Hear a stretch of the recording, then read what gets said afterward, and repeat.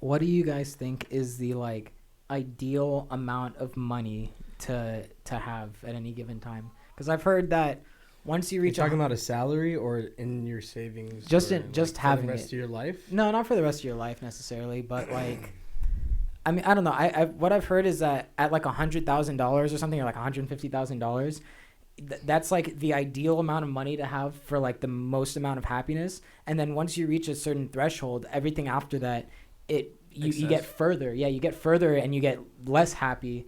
That's what I've heard. Depends I don't know on how you true it is. live your lifestyle, because you could. I mean, like for us, like having a job that's like 50,000, 60,000 a year is like a shit ton of money, right? Yeah. Once you start, leveling up and say you're making like a 6-figure job, then you're moving your lifestyle up to a more expensive place. You're gonna have more money, but it's like, Interesting. yeah, I don't know. Like right now, I would say like you don't really need a lot to be that happy, but then it just depends on what is your preference and like what you. I think it's like just basically like, okay, I think it depends on what your destination in life is, or what you want to accomplish in life. Basically, like if you want to accomplish in life to help people, and you need money to do that, definitely you need to make a lot of money. But if you just want to be satisfied within yourself, then I think that figure just slims down to a little bit. But also, if you want to live life, the rest of your life in luxury, then also that number goes up again, you know? But luxury is not going to make you happy. That's the thing. But if that's what you think is a version of happiness that you want to create for yourself, then definitely, I think, you know, it goes up and down. Well, another thing is it's just like how much money you make is going to be based on how much work you end up doing. And if you're fucking Jeff Bezos, right? Like richest guy that we know of, that dude is probably stressed as fuck. He has $200 billion. Yeah, fucking like you can't even. Well, I mean, process I don't that know. money. I feel like he has a lot of people working under him to like relieve that stress, though. But it still all rests on him, and he's got this fucking thing that he needs to maintain. And it's like I'm sure he's stressed out. He has $200 billion. What the fuck are you gonna do with $200 billion? But the thing is, I feel like a lot of that revenue is just accumulated wealth, and it's not actually in his bank account. And he can't you can't go to any bank. I don't think it's liquid 200 You billion. can't. Yeah. You can't It's like even assets. still. You can't even liquidate $1 billion. You can't. Like you go to a bank and ask, they're like, oh well, actually, why do you need this money? Yeah. Why do I need my money? Yeah. I don't know. But I think definitely he's like, in the sense, it should be redistributed at that point, you know. But, you know, I'm not Jeff Bezos. And then I think, his generation, I think there's still people with that idea of like your family kin and like setting up. So like, you know how people like generational their family has like untold riches and it passes down from generation to I generation. definitely want to have that from my family. But yeah, I want to be like financially secure, but also make sure my family's tight. Yeah, I feel like raising kids in that environment must be really difficult though. It's difficult to treat them like, or teach them like fairness and like how the world works, and it definitely, when I grew up with that, like we grew up in a little bit of wealth, grew up with that. It was hard for me to learn like, this is not like, you're actually privileged right now. I hope you don't think it's otherwise, until I moved here and then realized, yeah, nigga, damn. Yeah, but that's just like good. That's just like good for your development as a person. I think like for you, that was probably what you needed. You needed to be humbled down like that, and it's just like, that's just what the universe had in store for you. Like, yeah, you have all this shit now, but you're gonna go to a place where you basically have nothing, and then you're gonna see that dichotomy, and I'm sure that like, I don't know, I feel like an experience like that has to be really just like humbling in general. It was definitely humbling, and then like actually talking to my mom about it and seeing a different perspective. Like, she's like, well, I tried to tell you. I was like, and that's why I'm saying it's hard though. It's like, how do you teach a kid? How do you teach it unless you just like hide how much money you really have? Yeah. Like if you don't tell them like how much we're really worth, and you live kind of frugally, but then it's like, well, then you have all this money, and you're not doing anything with it. So it's like trying to find that balance of not spoiling the shit out of your kid, but also like making sure they're taken care of, and like making sure you're still having fun. Yeah, I have a friend that didn't get taught that. He got brought up very wealthy, very like set up. So then when he's in the real world and has friends like us, it like, that was literally what kind of like tore our relationship apart. It was like not understanding the concept of money, like and like privilege and like right difference of people and not understanding that not everyone can go out like exactly. every day and like I remember like there's a time I was sick and one of my friends like yo, why don't you call out? This was like last year. I was what happened? I got injured with my job. One of my friends was like, hey, like is it working? Yeah, it's still okay. One of my friends was like, hey, like why don't you just call out? I'm like, well, I can't really afford to call out. So if I do, what? I can't pay rent this month. If I don't pay rent this month, look at what happens. You know, I'm on the street. So it's just like a different level of or like why do you have that type of car? Why do you have a certain car? Like why can't you just go like put a down payment? Well, actually I can't because the amount of money I'm making a month doesn't cover. And then one thing that I've noticed with people who are really well off is like they look down on people who aren't. They're like, oh well, you're just lazy or you're not working hard enough. It's like, dude, so you could be working fucking 3 jobs and still not even break 100K. Like I mean, you won't. Yeah, exactly. You won't get, in this state, you won't get close to that. Yeah, it's fucking crazy unless you have a bachelor's or a master's or whatever, and even then you're not guaranteed it, especially in LA. Dude, there's so many friends of mine that have like just graduated like this year and last year, and they're like, "Fuck, what was a piece of paper?" And I still don't know what to do. Exactly. Don't have a job. You're not guaranteed a job. It's a learning process. It's a learning process you have to go to basically like to know that you have to catch your ass for this shit. Like you definitely have to like haul ass. Like you want to be able to have a house and kids by the time you need fucking grinding. Yeah, especially and we're stupid. We're stupid because we're pursuing a career. I don't want to say we're stupid because honestly I would be fucking miserable and I would probably want to like off myself if I didn't at least try to make this work.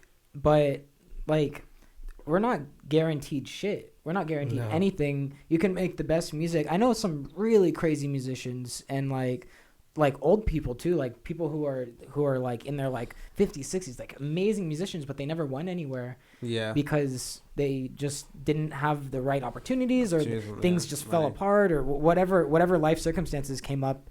You know, at least with a job where you're like salaried, like you're guaranteed a certain amount. It's like the game. You guys ever play Life?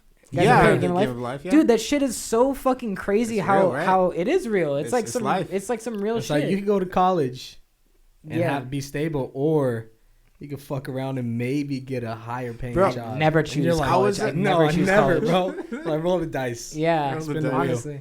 I remember seeing this. I was watching this show, and it was with this family, and then this guy was like, I want to get a job that, you know, follows my passion, my dream. And his dad was like, well, it was a minority family. He's like, no, that's for white people. You can't follow your dream. You can't follow your passion. You have to go to college. You got to get a degree. Which in the sense of the fact of the matter is like, most people who have the opportunity to follow their passion they don't have to work.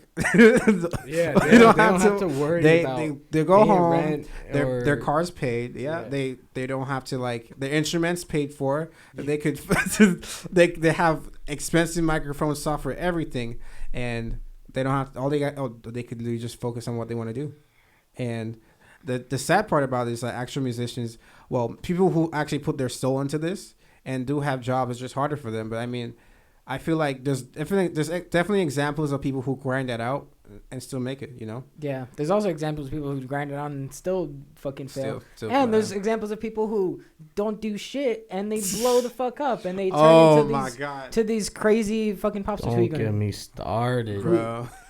Who are you gonna call? You watch some like Deconstructed on Genius? I stopped watching. I stopped watching Genius because some of that gets me pissed. It's fucking so bad. They're like, so like I two-step the hi-hats and I put a snare on like 2 and 3. Oh my god! And then that's the whole thing. And they're it's like what? Genius. Yeah. And they're making rags because just look at rags. It's like, what do the lyrics mean? I don't know. I just thought it sounded good, and it's just. It's like, what the fuck? Like, why am I trying? Why am I even bothering? Dude, it pisses me off so much because I'm like, damn, should I just not give a shit? But see, like, but that's so much time and like care, and I'm like, that's the thinking you got to get away from. And I feel like that's just more of like they're just doing it for like the industry or like But that's the thinking you got to get away from, because if you pay attention to all the people who are successful and you're like, oh, they don't really deserve it. Yeah. It's just like, what the fuck is deserving it? It's like either it happens or it doesn't. It's whatever's fated, but like it doesn't mean.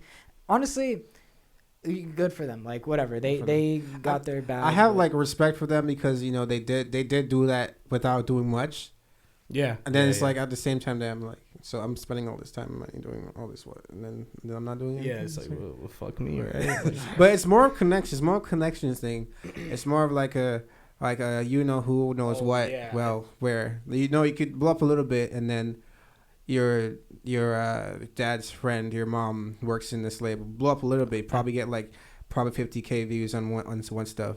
You're like, okay, so since your dad's father's sister's brother's grandmother's daughter is the PR of this record label, you're gonna get signed and we're gonna milk the shit till it's millions of dollars. Yeah, dude, that's a sad truth. Like, well, not sad, but like, I think a good maybe 60-70% is just like networking. It 100% is. It's meeting people, and that's what college is actually kind of good for. Like meeting.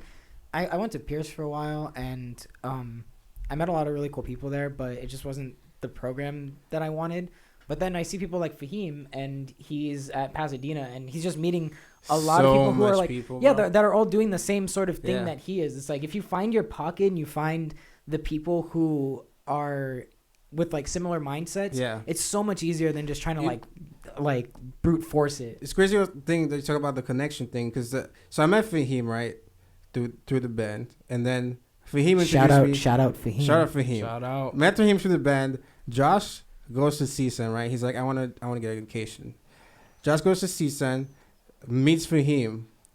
Fahim introduces me to Josh. Josh introduces me to Nathan. No, Josh introduced me to Andy. Andy knows Nathan. Basically, we started the entire band because Fahim introduced me to Josh. And because Josh was going to college, he met my current drummer, my current bassist, and all these other people. And it's just like, same thing with definitely a connection. That's crazy, man. Right. Same thing with you, Angelo. I feel like we covered that last time, but you met everybody. Yeah, I don't think we talked about that last time, but yeah, basically, like, I knew you guys from the theater, but I wasn't really into music. And then when I started hanging out with Paola and Grace, and then they like said your name. I was like, oh fuck, I know Daniel too. And then there was a party, and it was Daniel, or Daniel wasn't there, but JD was there, and he would always say like JD, and then I met him, and then I met Gio, and then kind of like everybody. It's a snowball effect after a while. Yeah, it's so crazy. It's so crazy when you see that start to happen. You're just like, oh fuck. And it's also like, I don't know. You have to give the universe some credit with that shit, because it's like, and dude, all that talent and just like a couple cities, like right? in the valley, bro. Like that's crazy. Yeah, and then I you would think have never thunk. But then thunk. I think it's thought. But then you think like, oh fuck. Okay, so if there's just this small pocket of really talented people in the valley, and then you move out and you're like, oh, LA is just like the place for it, like LA and New York. But then there's a whole nother fucking country, and then a whole rest of the world too that you're competing with. It's but the thing is, though, like a lot of people who come to LA, like a lot of people, artists who are famous, they came out from different countries. They came out from different states at least. Yeah. Then they got famous, and then they moved to LA, because the competitiveness was there, but in other cities it was just not as cutthroat. Imagine it's kind of like any sports team. Like some divisions are like ass, so even like the greatest guy coming out of that division is not gonna compete with the worst guy in the other division. Yeah. Man, imagine being like super fucking talented and you grew up in the middle of buttfuck like Wisconsin or something, and you never have the money to go any. Honestly, the internet's made it possible for anybody to kind of blow up. But still, it's the whole thing about connections too. Like exactly. You might. I don't know how it works in Wisconsin, but you might not have the same connection you do in LA. Yeah, you definitely won't.